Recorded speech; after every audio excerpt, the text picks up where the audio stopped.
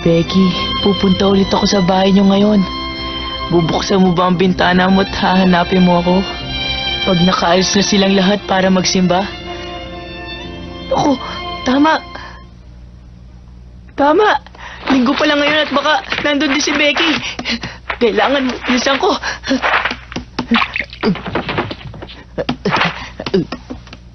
Mary! Mary! Mary! Nagsimpa na kaya sila? Tia Polly? Sid? Narito pa pala kayo. Bakit naman hindi niyo po ako ginising? Linggo ngayon at magsisimba po tayo.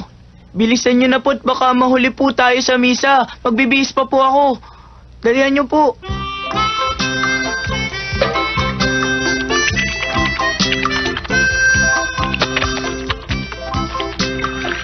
Aba, anong nangyayari sa batang yon? At nagkakaganon? Nakakapagtaka. Meron yatang hindi tama.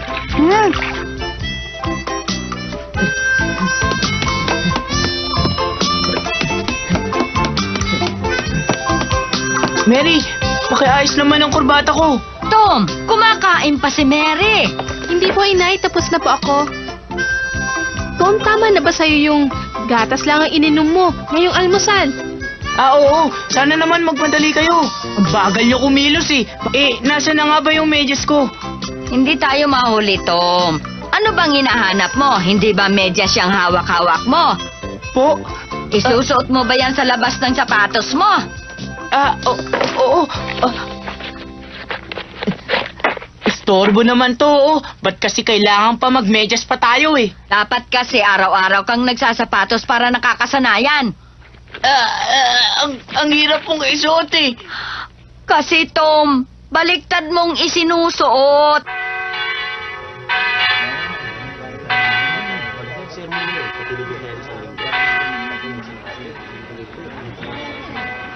Gandang umaga po, Padre. Magandang umaga naman, Ginoong Caldwell.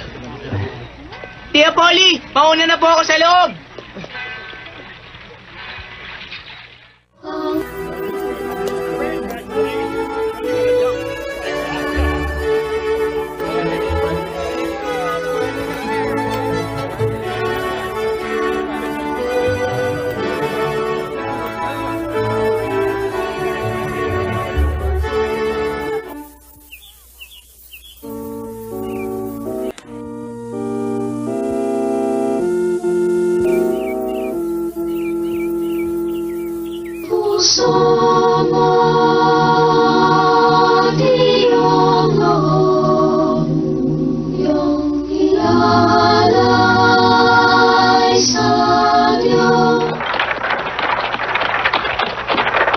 Bilisan mo, mahal. Ngayon pa lamang tayo magsisimba dito eh. Nakakaya kung mahuhuli tayo.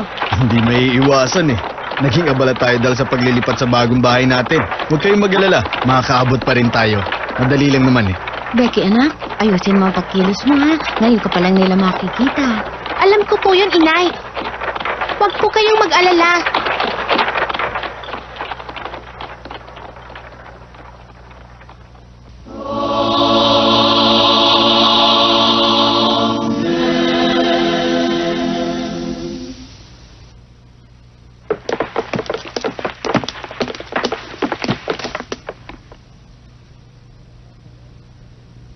Pinasasalamatan namin kayo, Panginoon naming Diyos. At kami ay sama-sama na naman ngayong linggong ito. At mayroon pa po kaming dapat na ipagpasalamat ngayon sa umagang ito. Sapagkat sa umagang ito ay kasama natin ang isang bagong pamilya sa St. Petersburg. Si Wes Thatcher at ang pamilya niya. Narito sila ngayon. At narito po sila ating kasama. Nandun po sila sa pinto ng ating simbahan.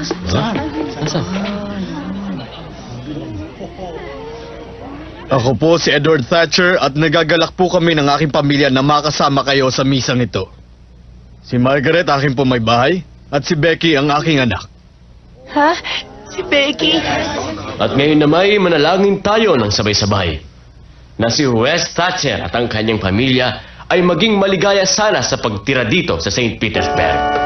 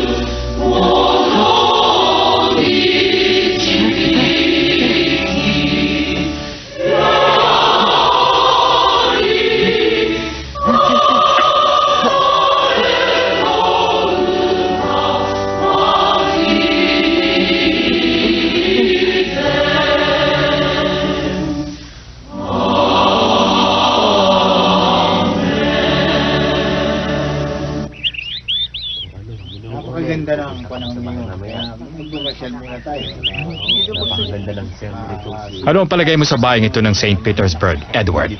Maganda at mababait ang lahat ng mga kapitbahay. Alam kong hindi nyo pagsisisihan ang paglipat nyo dito. Alam niyo po, may kakatuwang bata sa upuan sa harap ko kanina. Nilingon ako at kumiti at may winawasiwas pang maliit na tangkay sa akin. Ang gulo niya. Talagang maraming pilong batang lalaki, anak. Ayun siya. Kaya wag mo na lang siyang papansinin, ha, Becky? Opo, yun nga po ang ginawa ko talaga kanina. Nalungkot naman po siya at hindi na tumingin. Becky, sabihin mo sa akin ha, pag ginulo ka niya ulit, akong bahala sa kanya. Salamat, Jeff. Pumunta ka sa amin mamaya. Oo, pagkatapos ng mga aralin ko. Hihintayin kita, ha? Alam mo, may dala akong laro galing sa St. Louis. Pampira. Magkita tayong muli, ha, Edward? O sige, mamasyal naman kayo sa bahay at doon kayo mananghalian, ha? Salamat. Sige. Paalam!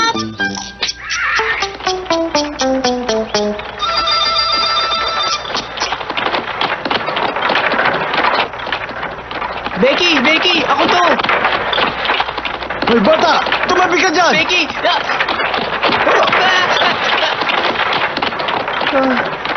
Ay, Diyos ko. Kumunti ko na masagasaan yung batang yun, ah. Ayun po yung bata. Anong bata? Yun po yung bata sa simbahan nakita ko kanina. Alam ko, nakita ko na siya. Hindi ko lang matandaan. Saan ko nga pa nakita yung batang yun?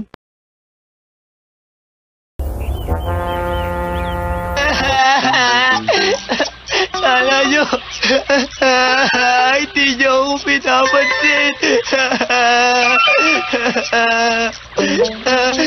Sana nyo.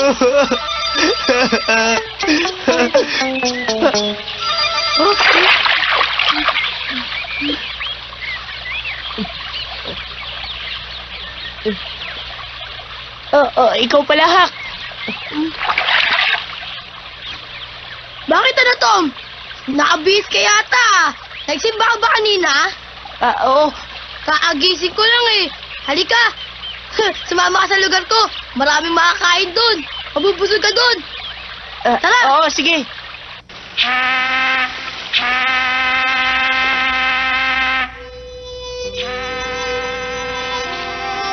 Tom, may dumarating na vapor. Tingnan mo. Oo nga. Sigurado maraming tao ngayon doon. Linggo eh. Halika, tingnan natin. Dito na lang ako.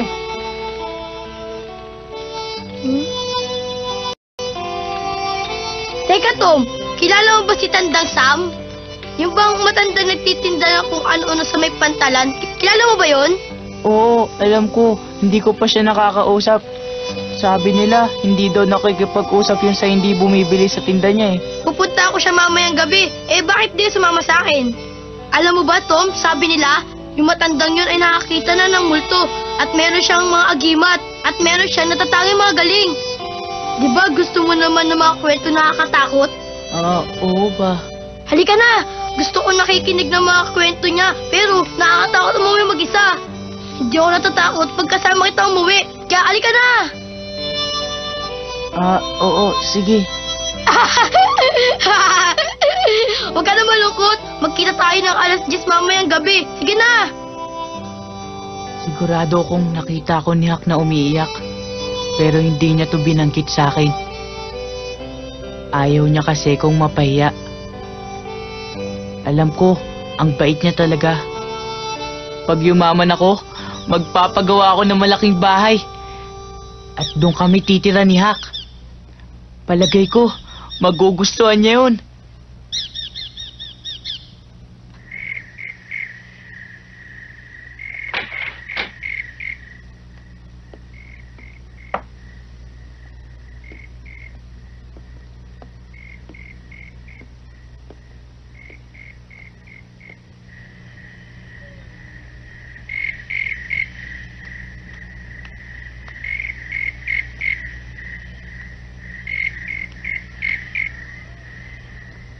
Meow! Meow! Meow! Meow! Meow!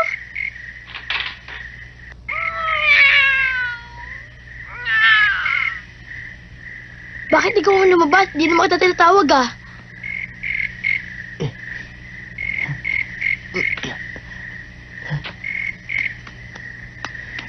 Tayo na, Hak. Sige, dito.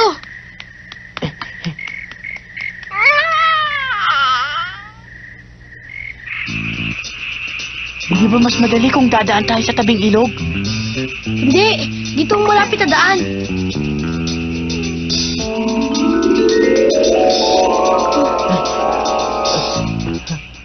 Tingnan mo, ayan ang bahay ni Tandang Sam.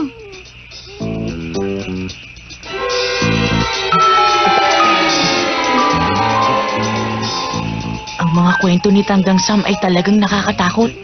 Tinakpan ko ng kamay kong bibig ko dahil sa lakas ng tibok ng puso ko. Baka lumakas palabas. Yun lang ang multong nakita ko noong 15 taon pa lamang ako. Tapos noon, hindi na ako nakakita. Ngunit hindi ko yun malilimutan.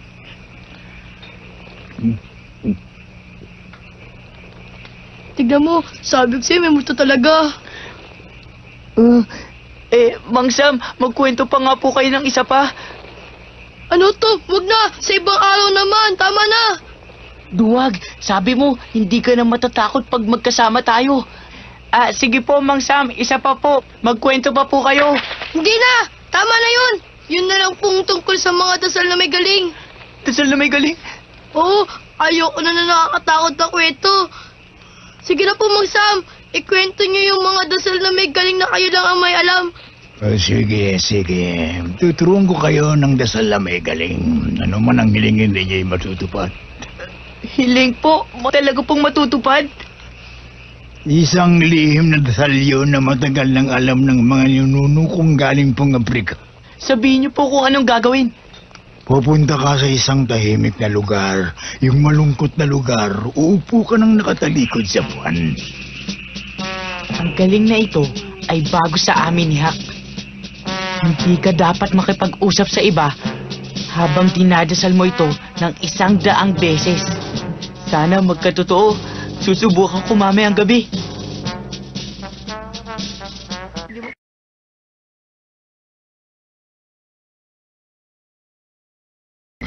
Paging kaibigan ko si Becky, 61. Paging kaibigan ko si Becky, 62. Ano ito? Sabi ko na nga ba may mali sa kanya noong magsimba siyang bigla. Paging kaibigan. Naku, ano kaya nangyayari sa kanya? Bakit kaya siya nagkakaganyan? Maging kaibigan ko si Becky. Kawawa ka naman. Diyan ka lang ha. Huwag kang gagalaw. Diyan ka lang. Sandali lang ako. Kaibigan ko si Becky. Mary! Mary, gising! Gumising ka! Talaga to si Sido. Nasisiraan na yata ng bait! Labas! Maging kaibigan ko Anong si Becky. ginagawa mo? Malapit na ako matapos. Magkikaibigan ko si Becky 7 Magkikaibigan ko si Becky 8 Magkikaibigan ko si Becky 81. Tom, baka mahulog ka. Ano bang ginagawa mo dyan? May sakit ka ba? Bumalik ka na dito. Magkikaibigan ko si Becky Nasisiraan na ng bike si Tom. Magkikaibigan ko si Becky 85. Bakit po, Ginang Polly? Ano po nangyayari dito? Si Becky 80. Oh, Jim, may nangyayari kay Tom na hindi ko gusto. Talagang ibang-iba ito. Ano kaya to? 75. Magkikaibigan ko si... Tom, ano ba ginagawa mo? Bumaba ka nga dyan. Nasisiraan na siya ng bait. Tumawag na tayo ng doktor. Kung di, baka... Magkikaibigan ko si Becky. Kailangan ko na tumawag ng doktor. Magkikaibigan ko si Becky. Mabuti, nag-aalala na nga ako sa kanya. Jim, ilabas mo ang kariton. Opo, Ginang Polly. Sunduin mo si Dr. Mitchell at sabihin mo pumunta dito ngayon din. Naku, wag po ang doktor, wag po. Ha? Nasa siyam na ako eh. Ba't ko kayo kinausap? Tom, pinaglololoko mo na naman kami. Halika rito. Pumasok ka na rito. Madali.